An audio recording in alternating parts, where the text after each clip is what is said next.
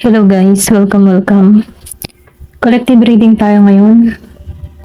Tingnan natin kung ano yung current energy ng person mo sa mga nakikibalita para sa kanilang person. Be open-minded po, hindi po halos lahat makaresonate kaya piliin nyo na lamang. And thank you nga po pala sa mga nag-subscribe, lalo-lalo na sa mga bumabalik. Marami pong salamat. Give me the message for collective. Anong energy ng person mo?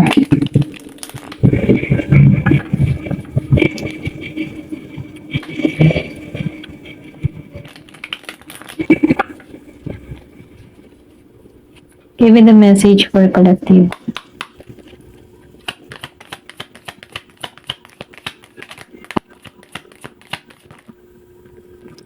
Four of Earth. The Hermit.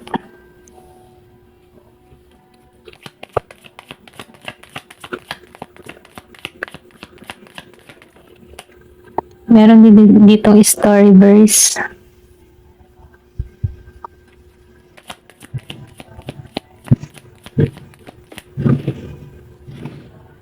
The Hangman.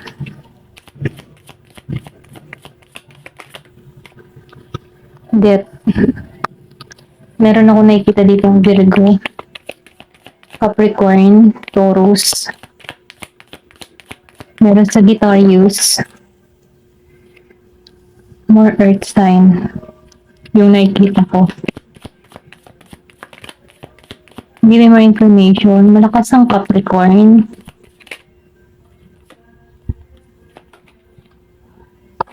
Meron ditong Gemini, Aquarius, Libra.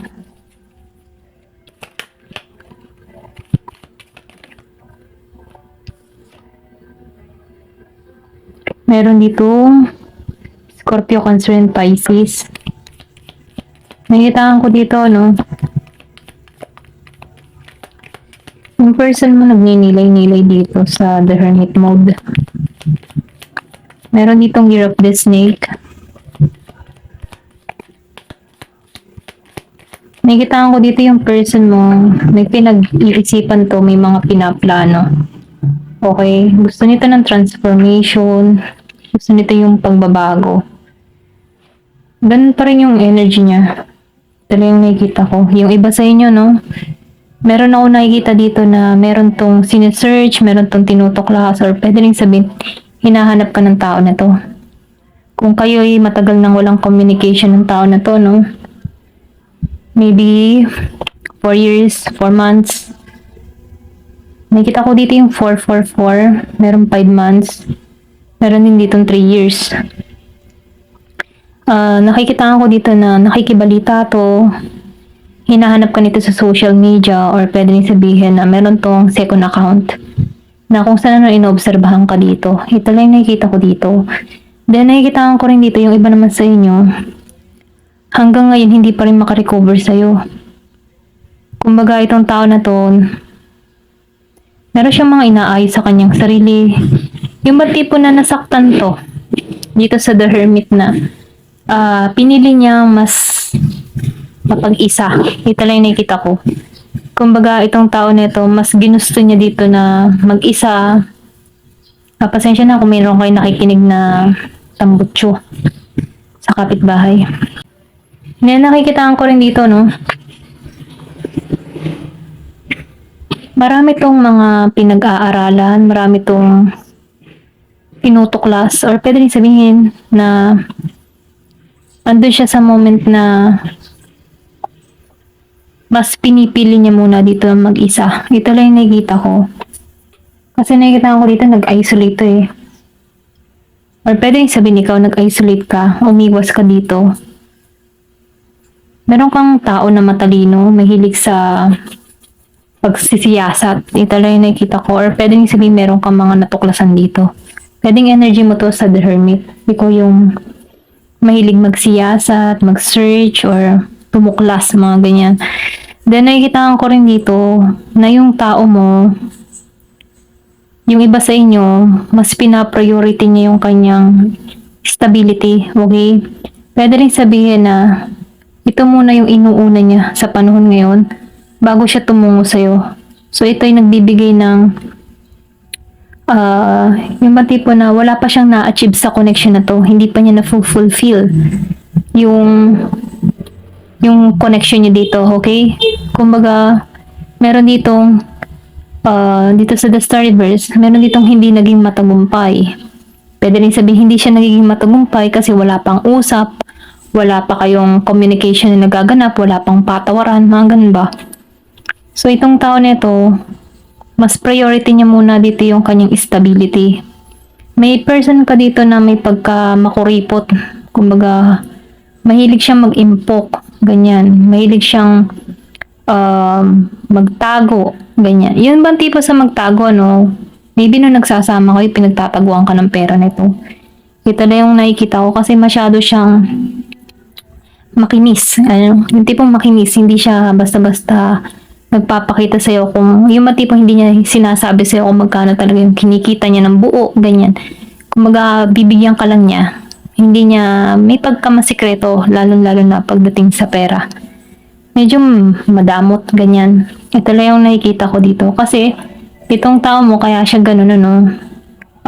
Gusto niya kasi, meron siyang may ipon, okay? Kumbaga, siya yung tipo ng tao na, gusto niya na yung kanyang pera ay may paglalaanan kung saan ilulugar, okay? Yung bang tipo na, mas gusto niya yung may kabuluhan yung bibilhin niya, okay? Hindi siya mahilig sa mga material na bagay. Ito lang yung nakikita ko dito. Mas gusto niya yung iniisip ng tao na ito yung future, ganyan. Ito lang yung nakikita ko. O pwede lang sabihin, ikaw ito, energy mo to, mas kuripot ka. So, piliin niyo na lamang ano, kasi nakikita ko rin dito na yung person mo, hanggang ngayon, may nag-i-stock, okay? Yung iba sa inyo, no, hanggang ngayon, ini-stock ko ng person mo. Nakikita ka na to na nagkakaroon ka ng transformation, matatag, malakas yung cancer. Gusto ng tao nito na makipagkasundo sa'yo. Gusto ng tao nito na magkaroon ng transformation sa inyong dalawa.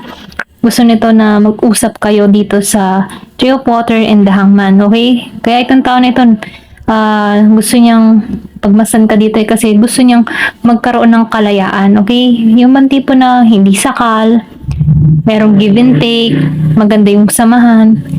Ito yung gusto niyang mangyari dito.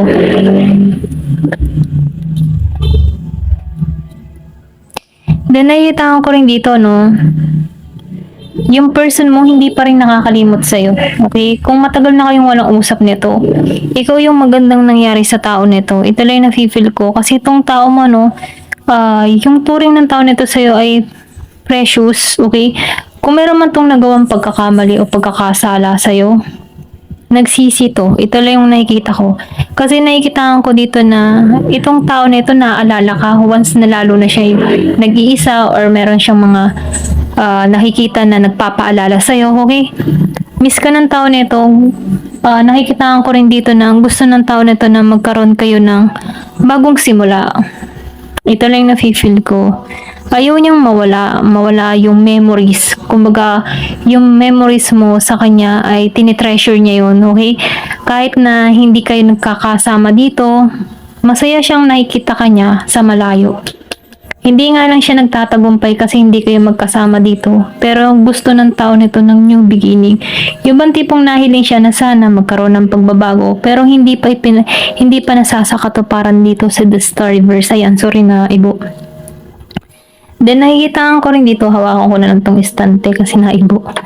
Ayan, nakikita ko rin dito, no, nakakaramdam to ng hindi balanse dito. Hindi balanse siya kasi maybe pumapasok sa kaisipan ng tao nito yung mga nangyari, okay? Kumbaga, once na naiisip niya yung mga masasakit na experience na naranasan or yung mga pinaranas niya sa'yo, doon siya nakakaramdam ng hindi balanse, okay?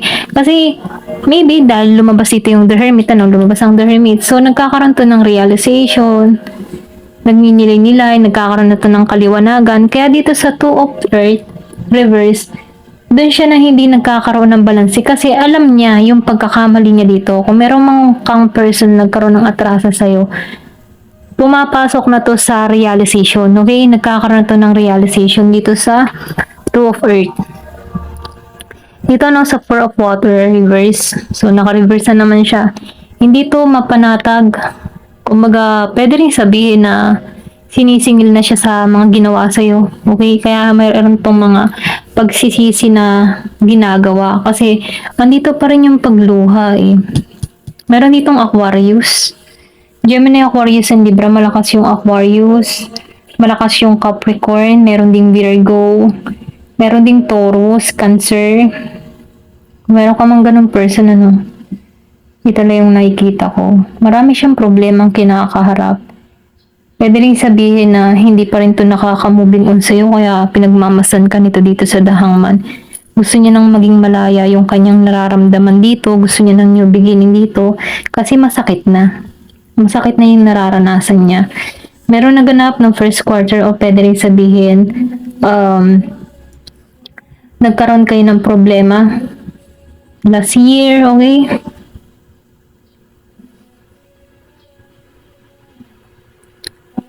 Nakikitaan ko rin dito, no, na nagkakaroon to ng meron tong tinatahak ngayon na suliranin. May pagluha siyang nangyayari dito. Pero ganun pa man, sinasabihan tong tao na to na need ng heal or pwede rin sabihin ito yung gusto niya mangyari. Mag-healing. Ngayon siya nagsisisi. Kumbaga, yung pagsisisi niya dito na sa huli talaga. Ito lang yung nakikita ko. Ngayon niya nare-realize yung mga pagkakamali niya. Gusto niya ng transformation dito. Gusto niya ng pagbabago. Gusto kanyang makausap muli. Okay, yung tipong heart to heart talk. Gusto ng tao nito na magkaroon ng chance, magkaroon ng renewal. Gusto nito na magkaroon ng kaliwanagan sa bawat isa sa inyong dalawa. Ito lang yung nafe-feel ko dito. Kasi maraming nasayang sa inyo dito. Ito lang yung nakikita ko. May mga nalagas kasi. So, ibig sabihin may mga nawala. Nawala yung samahan, nawala yung usap. So, yun yung panahon na nasayang dito. Nawala yung lalim ng koneksyon. And then, nakikitaan ko rin dito, meron tong mga nilihim sa'yo. Ito lang yung nafe-feel ko. Or pwede rin sabihin, umalis ka pa rin dito ng may sama ng loob. Mahal mo pa rin tong tao nito pero pinakikita mong matigas ka. Ito lang yung nafe-feel ko sa'yo. So ngayon, nakikita ko dito ng transformation. Meron transformation na nagaganap dito. Ayan, ito lang yung nakikita ko. Tingnan pa natin dito si isang card kung ano pa yung karagdagang mensahe.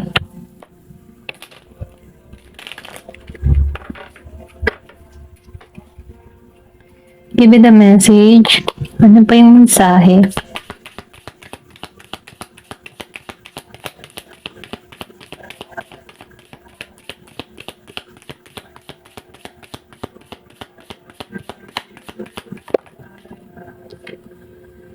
The Magician. So, hinihiling ka ng tao na to. Ito lang yung nakikita ko. Matindi pa rin yung desire niya ito. Kumbaga, meron tong gustong maganap sa connection na to. Gusto nito na magkaroon ng kaayusan. Minamanifest ka ng tao nito. Yung iba sa inyo, minamanifest ka ng person mo. The High Priestess Reverse.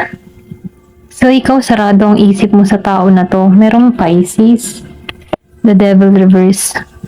Merong Capricorn energy. Pero at least naman yung pagmamanifest niya dito ay mabuti yung hangarin niya para sa'yo, okay? Kumbaga, hinihiling ka ng tao nito na magkaroon ng pagbabago sa inyong koneksyon. Kumbaga, tinatry nito or sinusubukan nito yung manifestation, okay? And then, nakikitaan ko rin dito, na meron tong kakayahan or tapang at lakas ng loob. Meron siyang tapang or kakayahan or lakas ng loob para makuha ito. Kasi andito yung magician eh. Kumbaga, determinado tong tao nito. Nandun siya sa moment na positibo. Positibo yung kanyang mindset dito. Meron siyang hinihiling. And then, nakikitaan ko rin dito, sinesearch ka nito. Yung iba sa inyo, kung meron ditong blockage na nangyari sa inyo, sinesearch ka ng tao nito. Ayan. Or pwede rin sabihin na itong tao na to, hindi mo siya pinagtutuunan ng pansin dito. Ayaw mo lang dito sa The High Priestess Reverse. Pwede rin sabihin, dito ka, yung parang nagre-rebelde ka. Okay? Pwedeng nagre-rebelde ka sa person mo. Kung ikaw man ay yung tipo ng tao na sakal sa tao mo, no? Yung tipo na ang daming bawal, mga ganyan. So, nagkaroon ka dito ng kalayaan na gawin yung mga bagay na hindi mo pa nasusubukan. So, ikaw, andito ka sa moment na ini-enjoy mo yung pagiging single mo. Okay? Nagtatry ka ng mga bago. Okay? Ito lang napipil ko sa'yo. Pero ganun pa man, no, dito sa The Devil Reverse, hindi ka naman toxic or pwede rin sabihin na ganito ka tingnan ng person mo, hindi ka toxic. Kaya gusto ko nito eh. Yun nga lang, meron ditong pagluha or pwede rin sabihin pinaluha ka ng person mo. Ito na yung nakikita ko. Then the Ten of Wands reverse. So itong tao na ito, no, nakikitaan ko dito na gusto nitong maging magaan yung connection. Kumbaga, matanggalan yung mga masasakit na nangyari sa inyo. Gusto nito magkaroon kayo ng new beginning dito sa death. Pero yung hindi na mabigat, ito lang yung nafe-feel ko. Ayaw niya na ng ganun. Ayaw niya ng sasakalin ka or pagbabawalan ka. Gusto niya ng kalayaan or bigyan ka ng kalayaan dito. Ito lang yung nakikita ko. Gusto nito magpagbago, yung pagbabago. Maybe, nalaman din ng tao nito dito sa The Hermit na ano ba yung pagkakamali niya na nagawa sa'yo, okay? Ano ba yung mga dapat niyang itama para sa sarili niya? Kumbaga itong tao nito, dito pumapasok yung pagninilay na kung saan iniisip ng tao nito, ano ba yung mga nagawa ko? Ba't ganito ang kinahinatnan? Okay? Or pwede rin sabihin, kung meron siyang nagawa or nagkaroon to ng ibang lalaki or ibang babae, ano, dito niya naiisip yung mga pagkakamali kasi naihahambing niya yung tao or ikaw, okay? Kumbaga naihahambing yung pag-uugali mo. Ito lang yung nakikita ko. So ngayon itong tao na ito, alam niya yung pagkakamali niya dito. Kaya nga humihiling siya dito at lumuluha siya dito eh. Nababagabag siya dito eh. So alam niya na yung pagkakamali. So ngayon pumapasok yung transformation sa tao na ito. Kaya lang, ikaw, sarado yung isip mo para sa kanya dito sa The High Priestess. Kaya itong tao na ito, sinusubukan yung manifestation. Hinihiling ka niya, tinatry niya, okay?